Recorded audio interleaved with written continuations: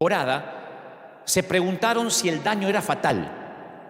Y entonces el director del vuelo, John Harpole, dijo: ¿sabes? No hay nada que podamos hacer en cuanto al daño del sistema técnico de protección. Si se dañó, probablemente es mejor no saberlo. Creo que la tripulación preferiría no saberlo. Y él le dijo a los que estaban alrededor: ¿no sería mejor para ellos tener una misión feliz, un vuelo feliz y que no lo sepan? Prefirieron no decirle a la tripulación de que había una ala dañada y que podía terminar en una tragedia. Es preferible no decirles, no arruinarles la misión. Y la pregunta de Harpole era especulativa de algún modo, porque debían decirle a la tripulación si se determinaba que el daño significaba la posible muerte. Ellos concluyeron que el reingreso del Columbia sería seguro. Y a la tripulación se le entregó un reporte completo con la conclusión de la NASA, y nadie en la nave y nadie en la Tierra esperaba que el daño pudiera ser fatal. Así que ni la NASA ni la tripulación del Columbia supieron que la situación era un caso perdido antes de que la nave espacial se desintegrara. Y ustedes dicen: ¿y qué tiene que ver esto con lo que me compete a mí en lo espiritual? Cuando me interiorizaba de esto, yo pensaba que la pregunta hipotética hecha por John Harpole persiste hoy. ¿Qué harías si supieras que tu tripulación pudiera estar condenada a morir? ¿Estás a cargo de la tripulación o estás dirigiendo una misión espacial? ¿Le dirías a la tripulación, aunque esto, el saber que pueden morir, les causaría una angustia mental? ¿Se lo dirías para darle tiempo a despedirse, para que reflexionen sobre la vida y quizás para hacer las paces con Dios? ¿O si estuvieses a cargo de la tripulación, te quedarías callado para que no se den cuenta que viven sus horas finales?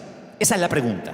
Si estás a cargo de una tripulación que ves que hay un defecto que puede causar la muerte, ¿dejarías que tengan un vuelo feliz, una misión feliz?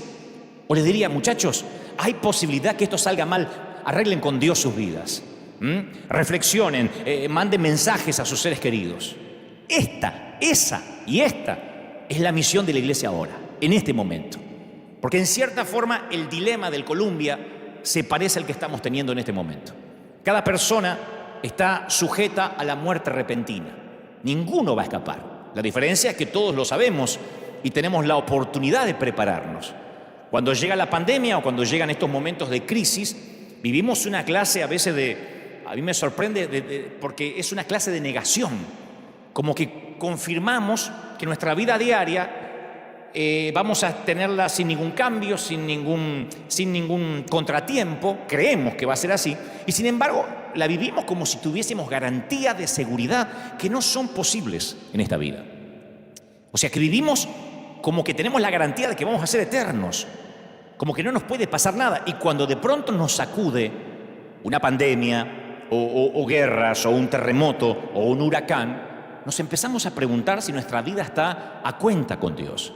Esto no es nuevo. Lo que está pasando ahora, que es una suerte no estoy minimizando la pandemia, pero sí también hay una paranoia, un miedo, donde la gente corre a los mercados para quitar lo último que queda de papel higiénico, de insumos básicos, que no lo hubiésemos pensado hace una semana atrás.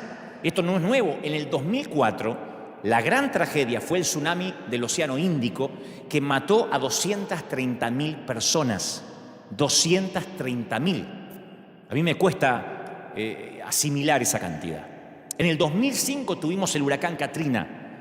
¿Y quién puede olvidar el 2010 y el 2011? El terremoto en Haití le costó la vida a otras 220.000 personas. 220.000 personas. También me cuesta asimilar a mí esa cantidad, 220.000. Comparen con las cifras que a diario aparecen de los que fallecen a causa del coronavirus. El tsunami de Japón por lo menos se llevó a 15.000. Ahora, no obstante, esos solamente son los acontecimientos climatológicos. En la Tierra todos los días hay demasiadas tragedias, demasiados accidentes de tránsito, demasiados pacientes con cáncer o enfermedades terminales que ni siquiera llevamos la cuenta. Y eso hace que uno se haga muchas preguntas respecto al carácter de Dios. Ahora es cuando la gente mira hacia las iglesias o trata de escucharnos a nosotros, y como cristianos, como seguidores de Dios, no podemos pretender creer que Dios está sorprendido. No podemos decir, no, es que esto nada tiene que ver con Dios, porque algunos creen en la teoría que Dios creó al mundo, pero que no participa en su funcionamiento. Y esa filosofía se llama deísmo. O sea, acepta la existencia de Dios, pero lo aleja de cualquier cosa que ocurra en el mundo que Él creó. Y creo que muchos cristianos adoptamos cierta clase de deísmo también, en un torpe intento de disculpar a Dios. Ahora no hay que tratar de disculpar a Dios. Cuando los ateos nos digan, ¿por qué está pasando eso?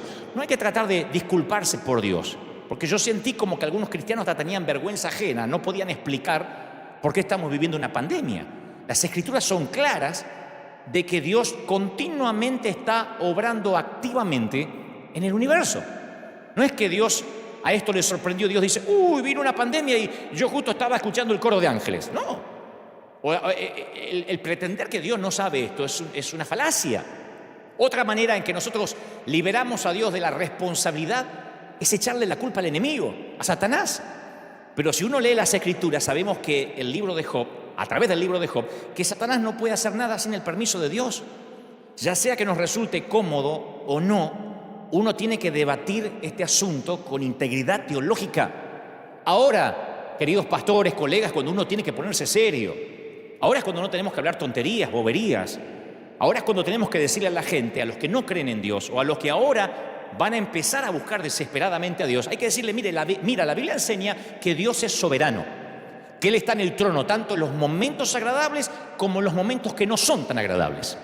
La Biblia presenta un Dios activo que está involucrado íntimamente en el control y en el sustento de todos los acontecimientos del mundo natural. El Señor hace lo que se le place, dice la Biblia, dice Salmo 135:6. El Señor hace lo que se le place por todo el cielo y toda la tierra, y en los océanos y en sus profundidades. Hace que las nubes se eleven sobre la tierra, envía relámpagos junto con la lluvia y suelta el viento desde sus depósitos. Salmo 135:6. Yo leo esto y no puedo pensar que el viento o la lluvia se manejan solos, o lo que es peor, que lo maneja el diablo. Solo el Salmo 135 dice, Él suelta el viento desde sus depósitos. Mateo 5:45. Él da la luz de su sol, tanto a los malos como a los buenos, y envía la lluvia sobre los justos y los injustos por igual. Si tuviera la iglesia ahora repleta, diría, ¿quién envía la lluvia? Dios. Él lo hace. Él ordena que caiga la nieve en la tierra. Job 37:6. Él ordena que caiga la nieve en la tierra y le dice a la lluvia que sea torrencial. Digo, por si alguien piensa que la inundación es un error de cálculo y el diablo tomó el control mientras que Dios miraba para el otro lado. El aliento de Dios envía el hielo y congela grandes extensiones de agua. Él carga las nubes de humedad. Estoy leyendo Job 37:6. Él carga las nubes de humedad y después salen relámpagos brillantes. Las nubes se agitan bajo su mando y hacen por toda la tierra lo que Él ordena. O sea, yo creo que cuando veo las Escrituras no puedo en ningún momento dudar que Dios en algún momento del planeta pierde el control. Vemos un Dios que envía un diluvio para destruir un mundo oscurecido por el pecado y salva solo a Noé, al piadoso Noé y a su familia. Envía un fuego para destruir a Sodoma y Gomorra por su perversidad. Envía plagas para castigar a Egipto. Crea una plaga que mata 70.000 hombres debido al pecado de David al censar a la gente. Una historia que en otro momento les voy a contar. Envía una tormenta para atraer la atención de Jonás y llevarlo al arrepentimiento. Entonces, cuando uno ve ese Dios, uno piensa, a ver, desde Malaquías a San Mateo, ¿será que Dios se ayornó? ¿Se ablandó? No estoy diciendo que era un Dios malo, explicaré eso en momentos, ni que Dios sea malo hoy. Quiero que entendamos que cuando pasan estas cosas, los predicadores no tenemos que salir a tratar de disculpar a Dios. Ayer veía un programa de televisión de alguien que decía, bueno, esto no tiene que ver con Dios. Entonces, ¿con quién tiene que ver? ¿Con Trump? ¿De verdad? ¿Con Maduro? ¿Con los políticos que nos tocó en desgracia en algunos países de América Latina? ¿Con quién tiene que ver? Primero uno tiene que concientizarse por qué está pasando eso, si no, no vamos a encontrar la solución. En Amós 4 hay un episodio bíblico extenso que describe cómo Dios trata con la desobediencia de los pueblos. Así que si alguna vez yo creo que en algún momento nos vemos tentados a separar a Dios de lo que ocurre en la tierra. Pensamos, no, Dios lo creó y después se olvidó que hizo una tierra. Este pasaje de Amós 4, este pasaje, le voy a leer la versión de la Biblia de las Américas, es como que nos para en seco. Miren, o escuchen. Yo también os he dado, estoy leyendo Amós 4:6, esto es Biblia pura, señores. Yo también os he dado dientes limpios en todas vuestras ciudades y falta de pan en vuestros lugares, pero no os habéis vuelto a mí, declara el Señor. Yo retuve la lluvia cuando faltaban 3 meses para la cosecha. Hice llover sobre una ciudad y sobre otra ciudad no hice llover. Sobre una parte llovía y la parte donde no llovía se secó junto con la cosecha. No aparece el diablo en esto, ¿no? Está hablando el Señor.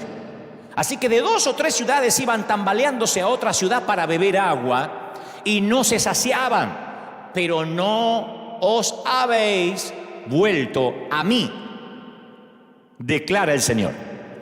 Os herí con viento abrasador y la oruga ha devorado vuestros muchos huertos y viñedos, vuestras higueras y vuestros olivos, pero no os habéis vuelto a mí, declara el Señor. Envié contra vosotros una plaga, como la plaga de Egipto. Maté a espada a vuestros jóvenes junto a vuestros caballos capturados e hice subir hasta vuestras narices el hedor de vuestro campamento, pero no os vuelto a mí, declara el Señor. No os habéis vuelto a mí.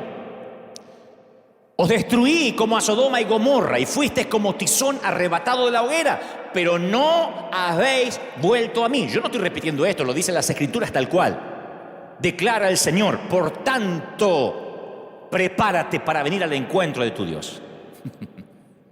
Este es el Señor. Digo, para poner en claro, yo no sé si esto es muy alentador, que cuando estas cosas pasan, no podemos mirar para otra parte, los que predicamos, los que estamos en los negocios del reino, negocios en el mejor sentido de la palabra, aludiendo a las palabras de Jesús cuando era niño, diciendo: los negocios de mi Padre me es necesario estar. No podemos decir, esto no tiene nada que ver con la iglesia, esto es algo inesperado, porque yo vi que muchos ministros se han quedado callados y no han sabido qué responder, porque tal vez quiero pretender de que olvidaron de que el Señor está al control de todo. La pregunta es, entonces, ¿Dios es bueno? Esa es la pregunta. ¿Dios sigue siendo bueno? La pregunta ¿es bueno Dios cuando el resultado no lo es? Porque nosotros nos congregamos en iglesia donde cuando alguien se recupera del cáncer decimos: Dios es bueno, hermano, me sané de cáncer, amén, Dios es bueno, ¿no? Un aumento de salario, decimos: Dios es bueno. Aplicamos para la universidad, nos aceptaron, decimos: Dios es bueno. Ahora, decimos Dios es bueno cuando las circunstancias son diferentes. En el cementerio o en la maternidad, en el panteón o en la nursery, en la fila para conseguir empleo o en la fila del mercado para comprar de todo, en días de recesión como en días de provisión. Dios es bueno en días de salud y en días de pandemia. Lo diré otra vez: Dios es bueno en días de recesión y en días de abundancia, en días de tierra fructificada, en días de salud y en días de pandemia. Porque a veces sentimos, y esto creo que tiene que ver, esto es una autocrítica a los que predicamos, le hacemos creer a la gente que Dios tiene una suerte de trato unilateral. Unilateral porque Dios no lo firmó, lo firmamos nosotros solos. Es una metáfora, ¿no es cierto? A veces uno viene al camino del Señor y la mayoría creemos que tenemos un acuerdo contractual con Dios, ¿no? Nos hacen creer eso, le hacemos a veces inconscientemente creer eso a la gente.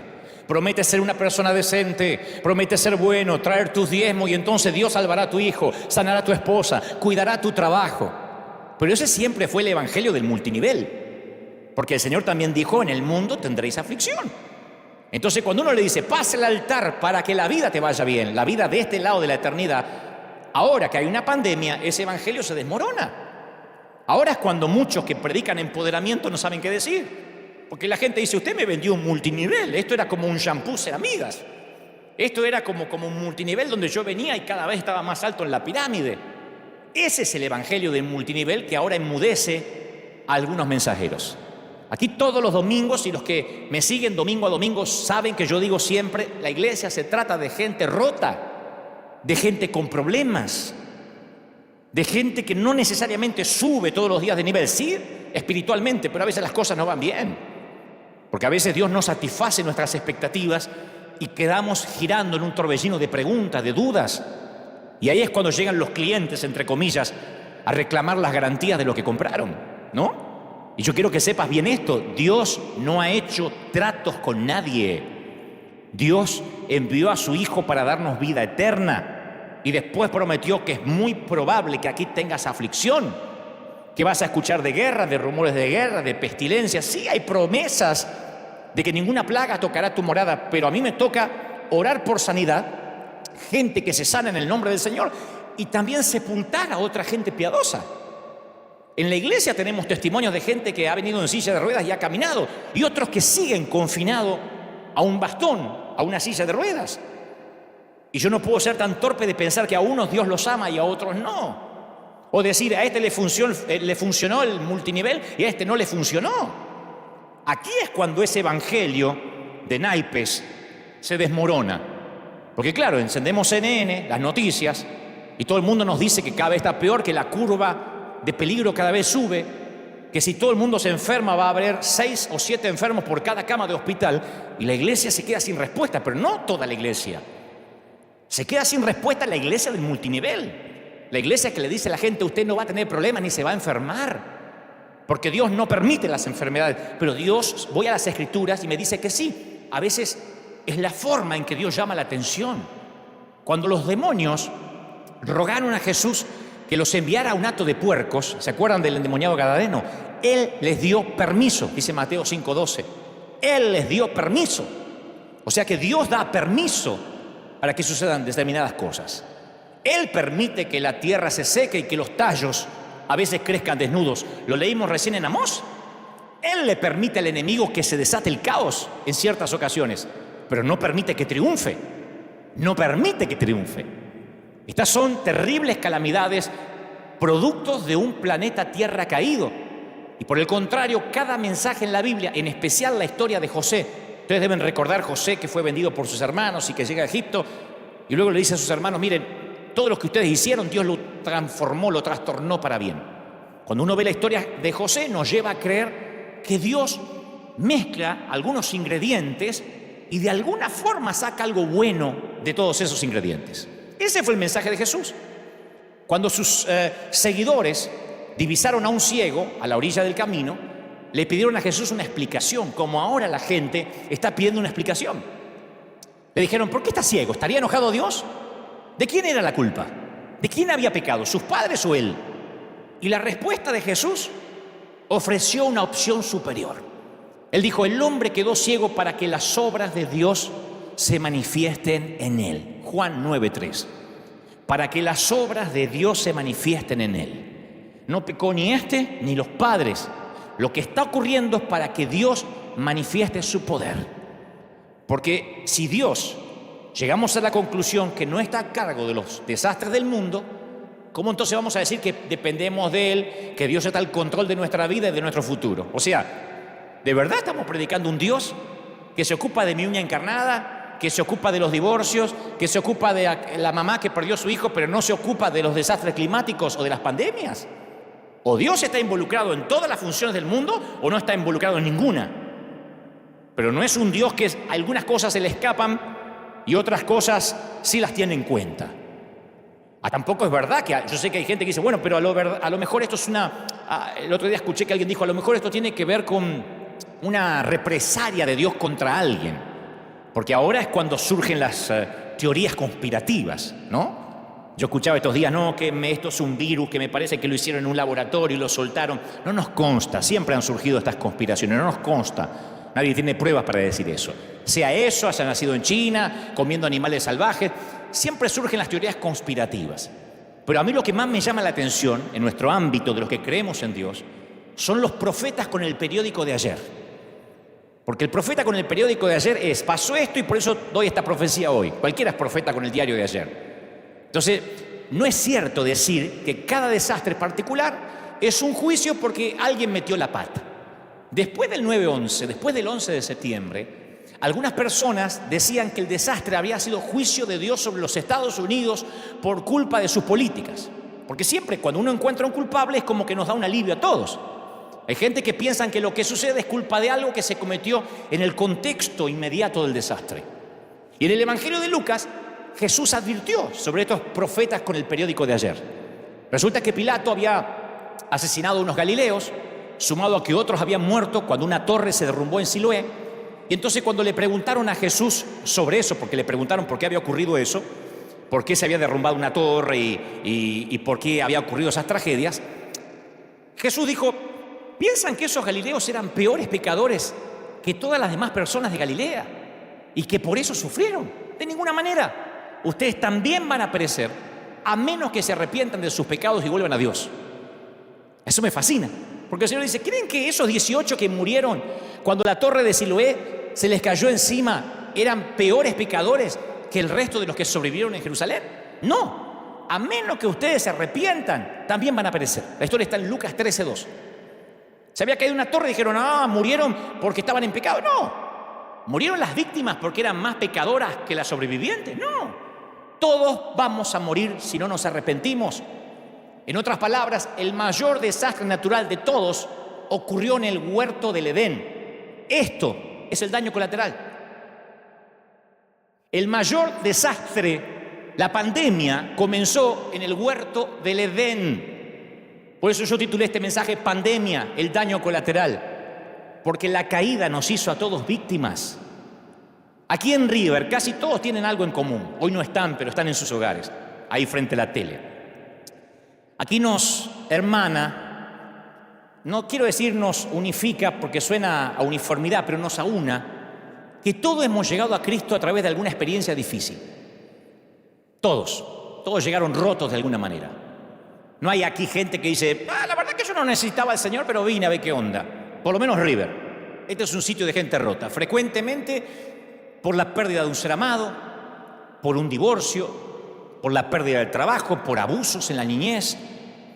Y todos coinciden que Dios se valió de esa dificultad y de esos desastres para atraerles la atención hacia Él. Entonces, yo sé que las crisis podrían alejar a mucha gente de Dios, pero en la mayoría tiene un efecto contrario. Los lleva a los brazos de Jesús. Yo quiero que me escuchen los que están en cualquier parte del mundo, aún los que están en Italia, que son uno de los países más, en este momento, más afectados por esto que nos compete a todos. Estas cosas, mis queridos, ayudan a toda la humanidad a diferenciar lo temporal de lo permanente. La pandemia comenzó en el huerto del Edén. Esto es el daño colateral. Esto nos recuerda que el mañana es incierto y que hoy es el día de la salvación. No mañana, no después del bautismo, no después de que vengas a las células, no después del curso de membresía, porque siempre nosotros le estamos agregando algo, como los judíos querían hacer. Bueno, la cruz y también la circuncisión. Bueno, la cruz y también aprenderse las leyes judías. No, esto es salvación ya. Esto reordena nuestras prioridades. Al principio yo me choqué como todo el mundo cuando veía las noticias. Y después el Espíritu Santo empieza a mostrarme de que de alguna forma esto atrae a la gente a Dios. Porque es común en medio de la sequía olvidar que lo normal es que llueva. Lo sagrado se vuelve común. Si esto estuviese repleto, yo diría: iglesia, lo sagrado se vuelve, y todo el mundo gritaría: común. Porque he dicho eso hace 10 años. Es muy normal que cuando el médico nos da las malas noticias, olvidemos que la mayoría del tiempo solemos tener buena salud. Porque las bendiciones de Dios abundan, son la norma. Pero en estas temporadas nos olvidamos de los tiempos buenos y lo sagrado se nos vuelve común, aún a los que van a la iglesia. Estados Unidos de América, era un país que exportaba misioneros a todo el mundo. Las iglesias en Argentina, en mi país, en México, en Colombia, en Honduras, nacieron por misioneros que salieron de aquí. La mayoría de las iglesias en los Estados Unidos suelen estar vacías los domingos por la mañana. ¿Qué pasó? Lo sagrado se vuelve común. Las palabras de José a Faraón fueron claras. Dice: después llegará un tiempo de 7 años de un hambre tan intensa que la gente se va a olvidar de la prosperidad de Egipto. El hambre va a destruir la tierra. Ese era el sueño que cuando el profeta lo discierne y se lo dice, la hambruna va a ser tan grave que va a borrar el recuerdo de los años buenos. José vio en el sueño ambas épocas, la de la abundancia y la de escasez, y ambas épocas bajo el paraguas de la jurisdicción divina. Las buenas épocas y las épocas de hambruna. Pero ¿qué pasa? Que cuando viene la hambruna, la gente se olvida de cuando todo estaba bien, de cuando comía. Por eso esta pandemia no define a Dios. Porque algunos dicen, ¿y qué dice Dios a esto? ¿Ustedes que creen en Dios? Alguien me interpeló hace una semana y me dijo, ¿tú qué hablas de Dios? ¿Qué dice Dios? Esto no define a Dios, esto nos define a nosotros. Porque cuando vienen los desastres, Dios no está siendo puesto a prueba. Nosotros estamos siendo puestos a prueba.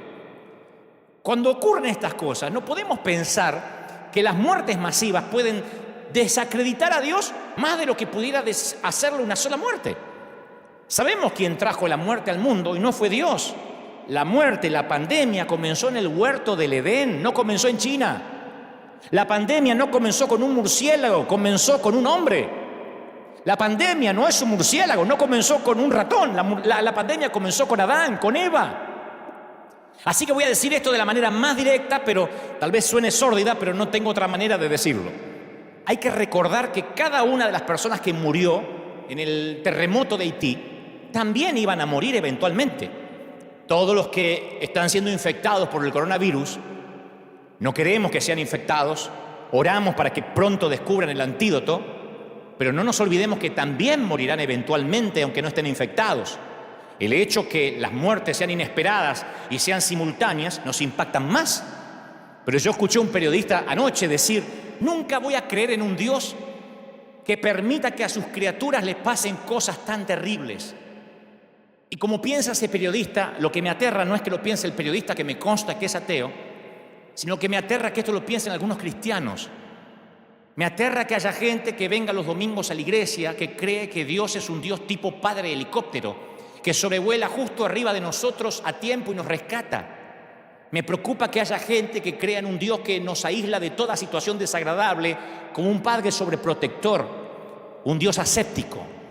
Hay un montón de gente que cree en un Dios que le garantice protección, seguridad, felicidad, que los libre de tragedia y dolor. Eso es un seguro médico, un multinivel, pero no es Dios. Porque si uno no dice esto, cuando la gente después, a mí como pastor, me viene y me dice, ¿sabe? Tuve que enterrar a mi padre. Tuve que sufrir la tragedia de un hijo. Gente con leucemia, con cáncer. Yo creo que Dios sana. Claro que sí, y oro siempre por sanidad. Pero yo sé que eventualmente todos vamos a morir y por eso tenemos que tener nuestra vida a cuenta con Dios. Hay mucha gente que ahora se acuerda de Dios, la misma gente que pregunta ¿dónde está Dios? En una pandemia se rehúsa a adorarlo y honrarlo cuando vienen años de paz y de calma. Los mismos que dicen ¿dónde está Dios? Y se desesperan por llevarse todo el papel higiénico, que nunca lo voy a entender porque se llevan el papel higiénico de los mercados, son los que no adoran a Dios cuando no hay virus. Son los que cuando hay un Super Bowl, lo primero que hacen es faltar a la iglesia. Son los que cuando juega el Chivas y el América, la iglesia no importa. Son los que cuando hay un mundial y juega su equipo, no importa 3 cuernos leer la Biblia o la iglesia. Son los que ahora dicen, ¿dónde está Dios? ¿Dónde está el papá helicóptero? Ellos dejan de lado a Dios en las temporadas buenas, pero creen que Dios está obligado a ayudarlos cuando vienen las temporadas malas. Creen que el Dios al que deshonran cuando están bien debería sanarlos cuando están enfermos. Que el Dios al que ignoran cuando son ricos debería rescatarlos de la inminente pobreza.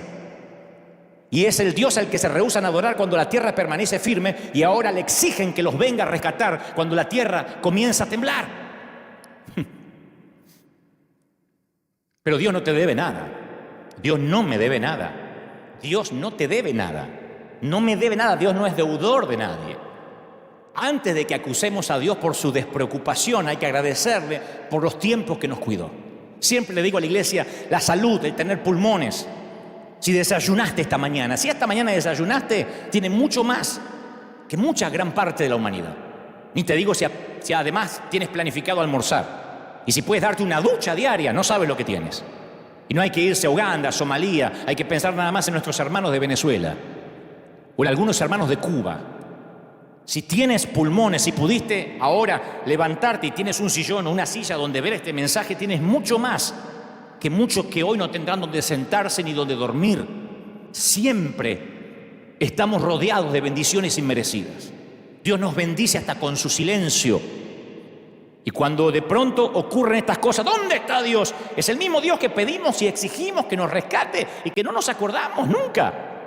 Por eso esto va a hacer que las naciones se vuelvan a Dios. Cuando el fútbol se acaba, cuando la liga se suspende, cuando la Champions League tienen que detener los partidos, cuando no hay boxeo, cuando no hay NBA, cuando viene la crisis, la gente no le queda otra que levantar los ojos al cielo. Todo empieza a cobrar sentido. Cuando las crisis ocurren, a veces nos creemos tentados a creer que los propósitos de Dios se han frustrado. Bueno, esta vez le salió mal a Dios, como si fuera el Barça y el Real Madrid.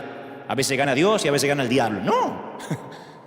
Dice el Señor, yo soy tu Dios, yo soy Dios y no hay como yo. Yo puedo predecir el futuro antes que suceda. Todos mis planes se cumplirán. Yo hago lo que deseo, dice Isaías 46:9. Entonces nuestra visión es demasiado limitada para percibir cualquier significado final de esto ahora. Sería una utopía que yo dijera, les voy a dar el significado porque esto ocurre. No, yo puedo decir como Pablo, todas las cosas ayudan, cooperan para el bien de aquellos que lo aman y son llamados según su propósito. Romanos 8:28. La clave está en el orden de las palabras en el idioma original. Sabemos que a todos los que aman a Dios, dice el texto griego, Él está obrando.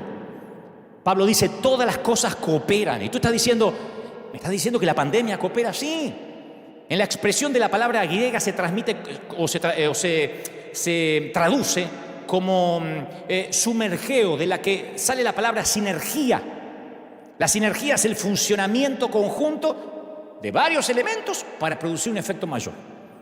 Hay un famoso escritor que yo admiro mucho, que él comparó la vida con el funcionamiento complicado a veces de una maquinaria industrial, y él decía, en todo edificio, en toda fábrica hay ruedas, engranajes, cigüeñales, poleas, correas ajustadas, flojas, algunas giran velozmente, otras lentamente, algunas impulsan para adelante, otras para atrás, algunas son suaves, otras son ásperas, ruidosas, golpean, rechinan, suenan.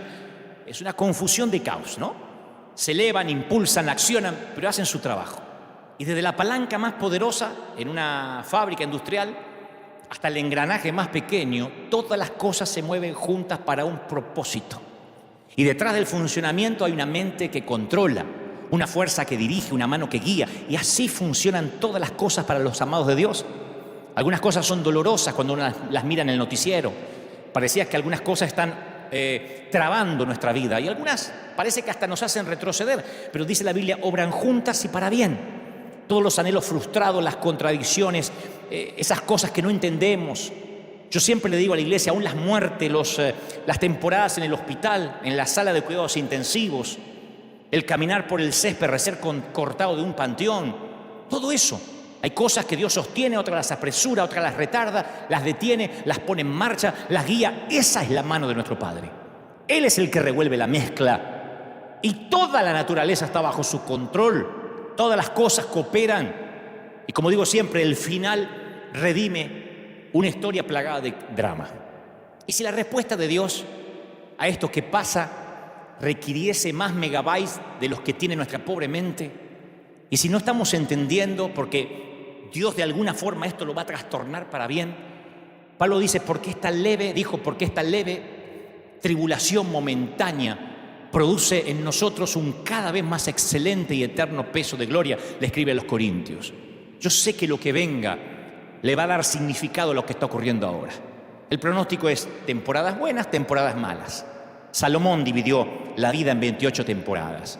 Y Dios está en todos los días, en todas las temporadas. Él es el Señor de las hambrunas y de las fiestas. Entonces yo sé que están preguntando, entonces, ¿qué hacemos, pastor? Porque nuestra gente siempre me dice, dinos qué hacer. ¿Qué hacemos la iglesia? Bueno, en primer lugar, yo creo que esto nos devuelve la sensibilidad. Nos recuerda que el Evangelio no es para andar empoderándose y para repetir frases. A mí siempre me enfermó el repetir frasecitas como si uno viniera a escuchar a un coach, a alguien que te hace vivir mejor. Esto nos enseña que el Evangelio se trata de almas perdidas. Nos enseña a ser sensibles con lo que sufren.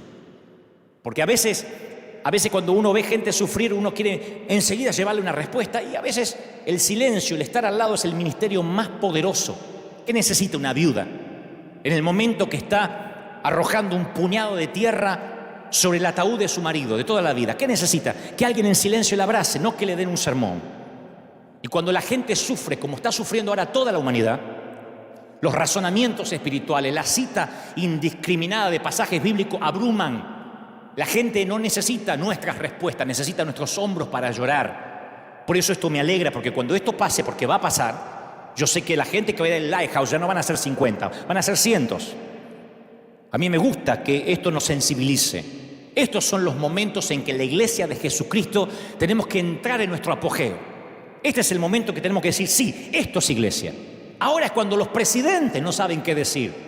Yo veo a los presidentes, desde los Estados Unidos por lo menos, a inclusive los de Europa, titubean. Les escriben, pobrecitos, lo que tienen que decir, y titubean. Ahora es cuando los que se supone son los jefes de Estado, los comandantes en jefe de las Fuerzas Armadas, no saben qué decir. Y ahora es cuando la iglesia tiene que hablar. Y ustedes dicen, ¿y cómo hablamos? Ahora es cuando la gente tiene dolor y a veces lo único que tenemos que decir es, mira, me gustaría sentarme contigo, tomar una taza de café y que trabajemos juntos en las preguntas que tú tienes, pero ahora estoy aquí para servirte. Es que tengo miedo porque me voy a enfermar. Yo estoy aquí para estar contigo, para servirte. ¿Qué puedo hacer? Porque esto nos recuerda que estamos de paso. Apocalipsis 21:3 dice, oí una voz fuerte que salía del trono y decía, miren, el hogar que Dios está preparando. Miren, Él vivirá con ellos y ellos serán su pueblo. Dios mismo estará con ellos. Él mismo, Él secará toda lágrima de sus ojos. No habrá dolor y estas cosas no existirán más. O sea que este no va a ser nuestro hogar permanente. Ese es el mensaje que alguien que no tiene a Dios necesita oír ahora.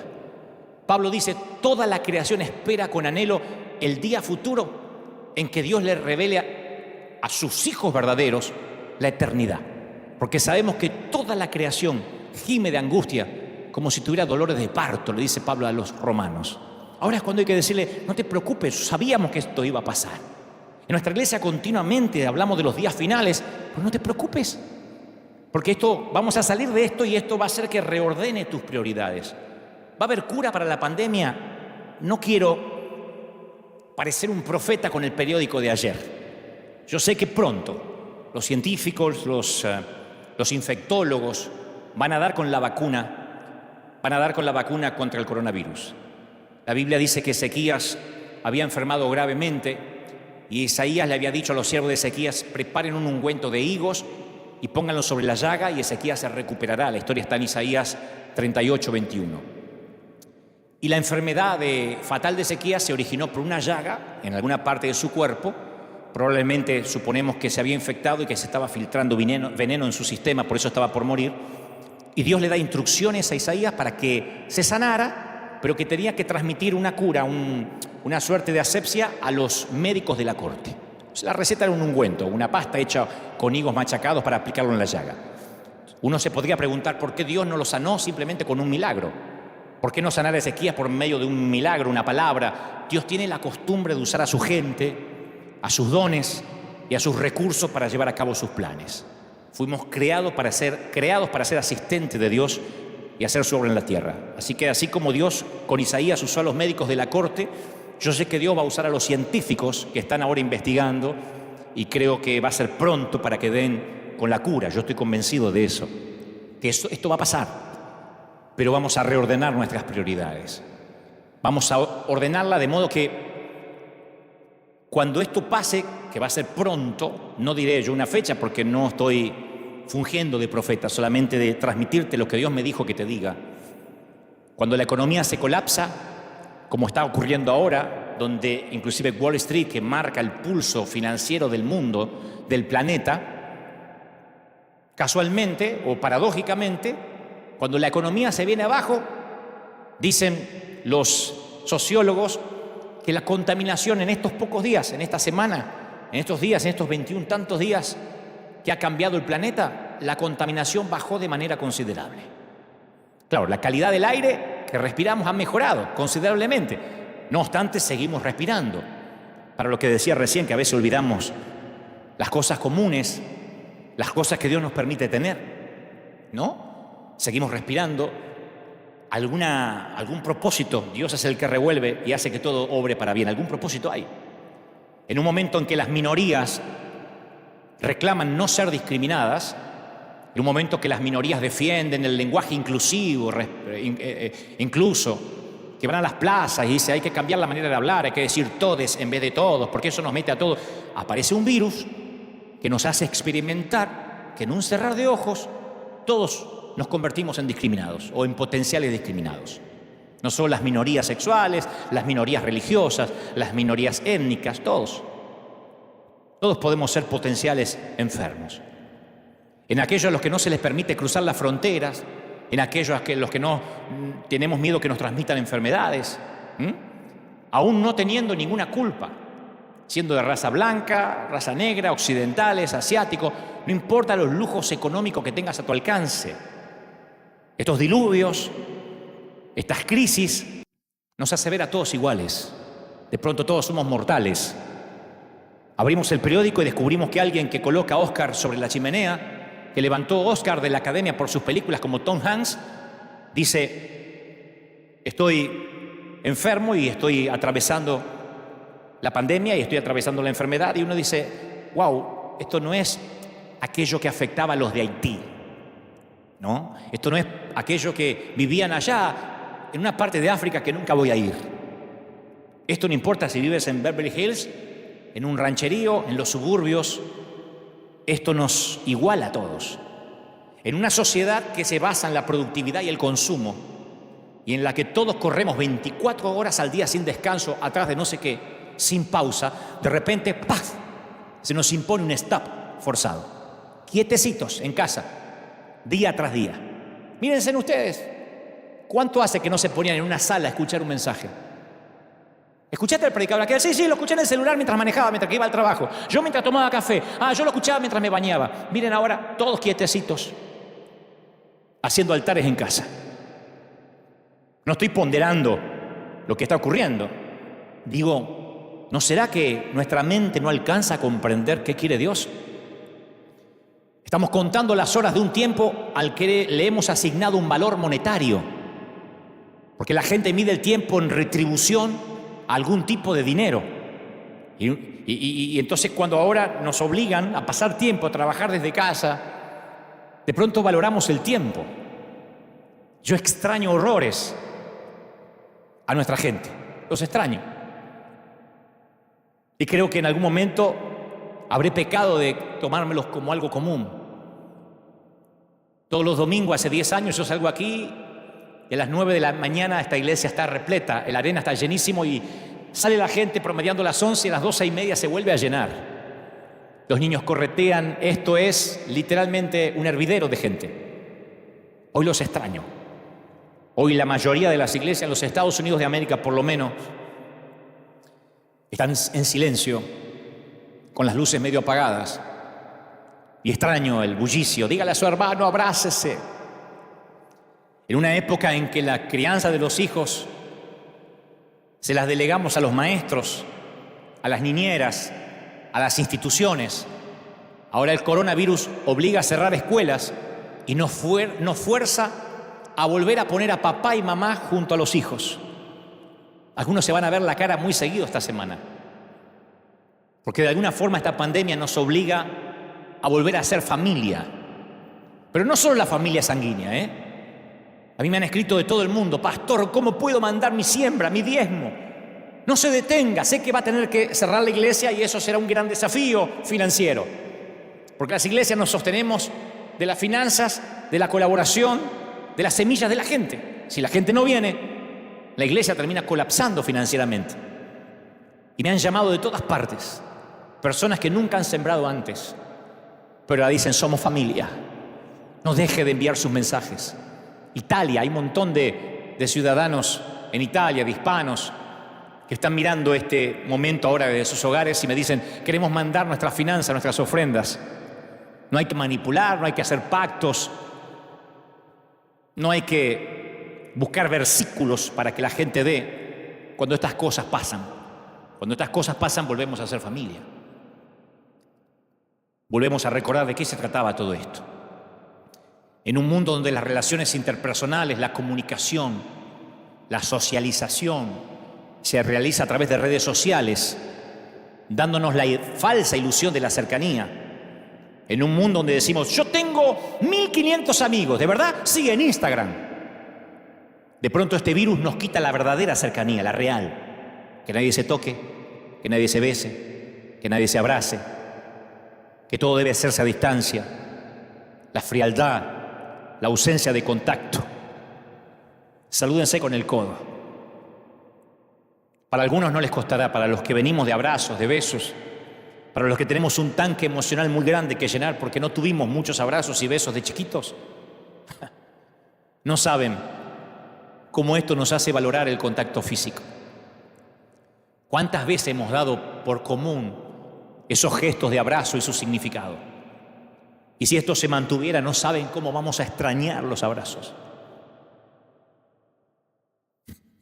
Creo que la manera de evangelizar luego que esto suceda, que esto pase, no será llevando muebles electrodomésticos, será golpeando las puertas y decirle, ¿sabe? Ahora que la pandemia pasó, ¿no quiere que lo abrace? La gente estallará en llanto. Porque este virus nos manda un mensaje claro. Esta pandemia nos vino a explicar algo. Número 1, esto tiene fecha de caducidad. Esperemos que pronto. Pero nos da una enseñanza para el mundo y para la iglesia. Tu dolor no va a durar para siempre. El coronavirus no va a quedarse a vivir para siempre, pero tú sí. Tú vas a vivir para siempre, aquí, en el cielo o en el infierno. Las aflicciones del tiempo presente no son comparados con la gloria venidera, le dice Pablo a los romanos.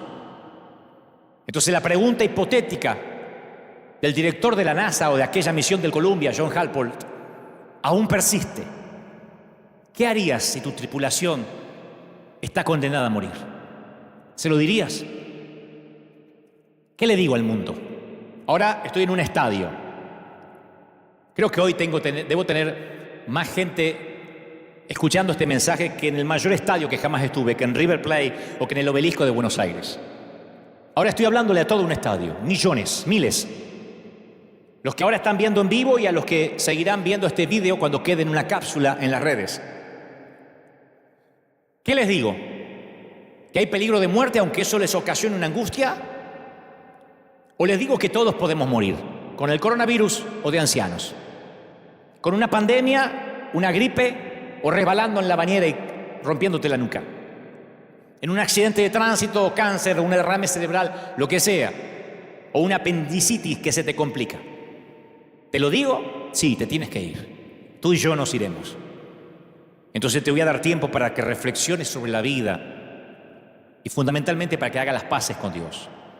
No puedes quedarte callado mientras que la gente vive sus horas finales.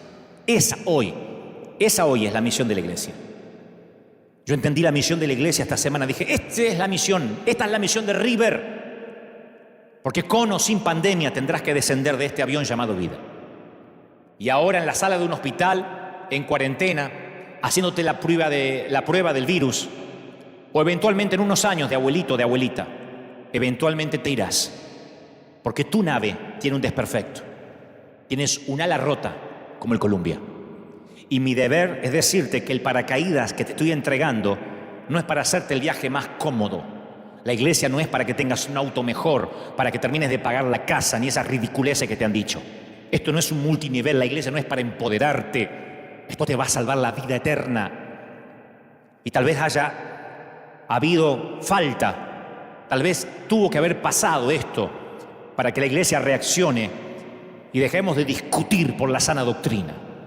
Dejemos de fijarse qué mujer tiene la falda más corta que la otra.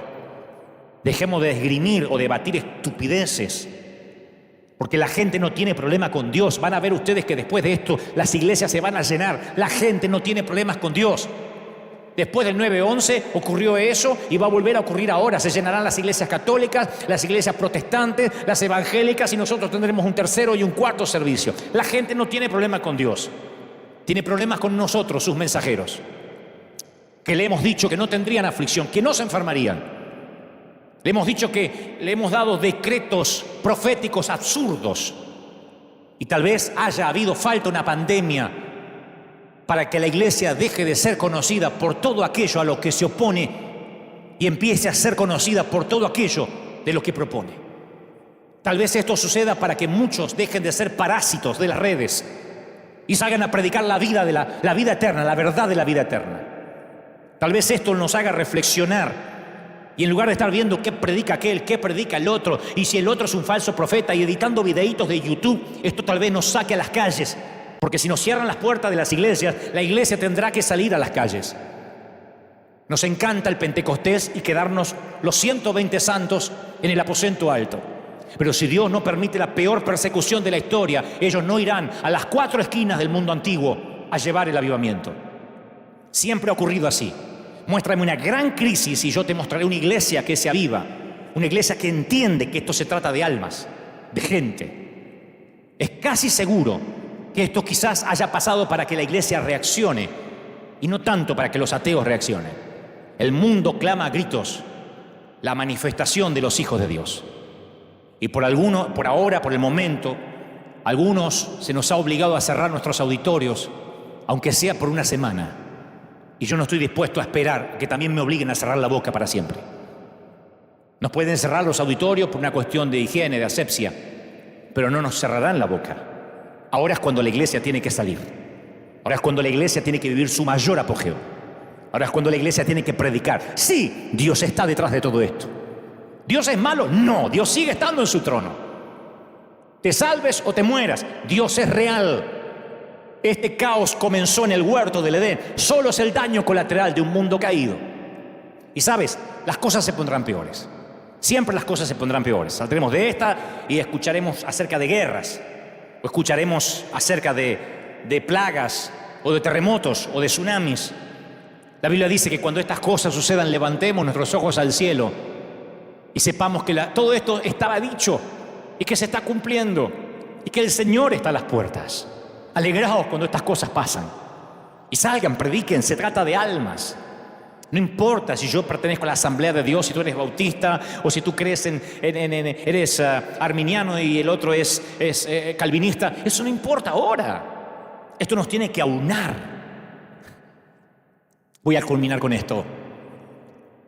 Hace poco conocí a un productor que supo juntar a los astros más importantes de la música hace muchos años para un tema que compuso Michael Jackson, USA for Africa. Todos los cantantes del momento lograron juntarse en pos de lo que era una ayuda humanitaria para los que más necesitaban, para los más vulnerables. Y entonces le pregunté a uno de los productores cómo se juntan tantos grandes de la música, tantos ganadores de premios, tantos vendedores de discos. Y él dijo, bueno, les puse en la puerta del estudio un cartel que decía, por favor, deje su ego afuera. Esto tiene que ver con algo más grande que ustedes. Y me dijo, tú le dices a un actor de Hollywood, a un cantante multimillonario que estará involucrado en algo más grande que él mismo y contarás con él.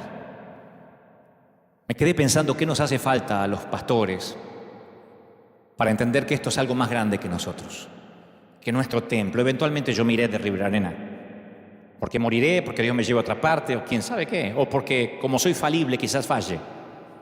Yo no soy el Arena. Yo no soy ni siquiera pastor.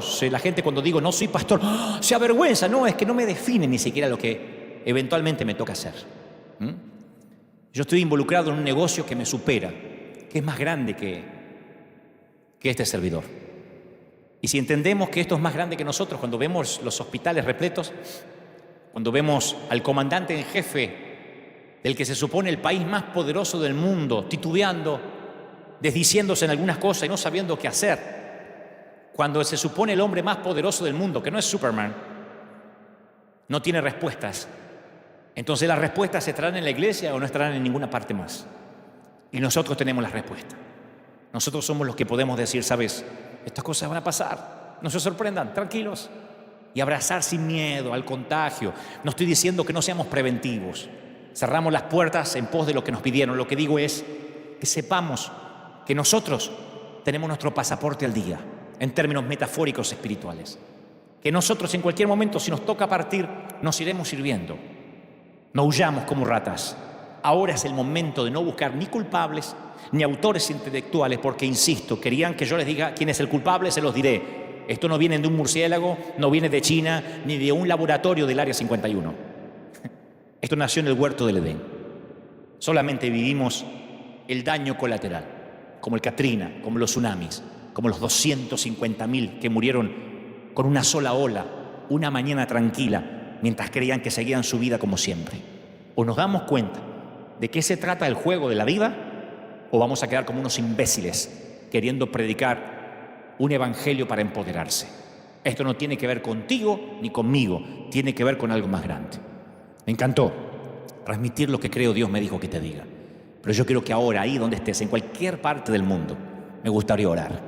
Principalmente porque sé que ustedes invitaron a muchos que no conocían a Cristo a que me escucharan. Y no podría yo terminar esta transmisión en vivo sin invitarte a aceptar a Cristo en tu corazón. Hoy es el día. Hoy es el día. Esto no es una película de ciencia ficción. Esto está ocurriendo. Y hoy es el día en que tú tienes que decir, Señor, entra en mi vida. Ahí donde estás, repite conmigo, Señor, entra en mi corazón. Te recibo como mi suficiente Salvador. Perdona mis pecados. Sé que he fregado toda mi vida. Sé que la he arruinado. Pero ahora te pido que me perdones. Señor, dame una oportunidad. Inscribe mi nombre en el libro de la vida. Te reconozco como mi suficiente Salvador. Gracias por morir por mí en la cruz. Amén. Eso es todo lo que tienes que hacer. Si hiciste esta oración conmigo, apenas, si en tu país no hay restricciones, ve a una iglesia apenas puedas. Y apenas se levante la restricción, corre a una iglesia. Aquí en River Arena te esperamos pronto. Esperemos que ojalá Dios mediante nos permitamos estar aquí el domingo que viene a las 9 y a las 12:30 en el avivamiento de la calle Broadway, 200 East Broadway, en Anaheim, cerquita de Disneyland. Ojalá que puedas venir. O buscar cualquier iglesia donde se predique a Cristo. Y los que somos cristianos, los que tenemos a Cristo hace algunos años, que esto nos acerque más a Dios. Que esto nos quite tiempo de Netflix, de iPad, de celulares y nos acerque más a la Biblia. Que esto nos permita estar padres con hijos. Que nos permita volvernos a Dios. Como esas madrugadas que con una guitarra, una jarra de café decía, voy a buscar a Dios. ¿Se acuerdan? Cuando no corríamos. ¿Se acuerda cuando no era importante los likes que nos ponían a las fotos que subíamos? ¿Se acuerdan cuando no estábamos ocupados en sacar una foto así con la pareja para mostrarle al mundo cuánto nos amamos? ¿Se acuerdan cuando la vida era tuya y de Dios? Tal vez esto nos permita volver otra vez a lo que nunca nos debimos olvidar. Tal vez la pandemia solo sea, como titulo este mensaje, un daño colateral. Bueno, no creo que tal vez, estoy convencido de eso. Volvamos al Señor. Volvamos a Él y sepamos, batallón del ejército de Dios, que todo va a estar bien, todo va a pasar. El tema es si habemos aprendido algo de esto. Oremos al Señor. Padre, gracias a todos los que están del otro lado, a los que están en sus casas, en sus hogares, en los que están en todos los continentes, en el sur, en el norte, a los que están pasando los océanos. Yo te pido, Padre, ahora que la unción que hay aquí se transmita a los hogares, que niños, jóvenes, ancianos y adultos reciban, Señor, lo mejor que tú nos has dado. Que este río que ha comenzado en River llegue ahora, porque yo sé, Señor, que nos has obligado a romper las fronteras, a romper las paredes de esta arena, porque mucho pueblo tienes en esta ciudad. Y el pueblo supera a los que puede albergar un templo o varios templos. Yo bendigo, soplo, suelto un viento de otra parte. Yo declaro, Dios, que los mejores días están por venir, que la presencia tuya, esta gloria, llega ahora. Yo sé que algo está ocurriendo y yo sé que hay gente recibiendo la presencia del Espíritu ahora. Porque, Señor, he hablado al intelecto, he hablado a lo que la gente puede comprender, pero sé que tu Espíritu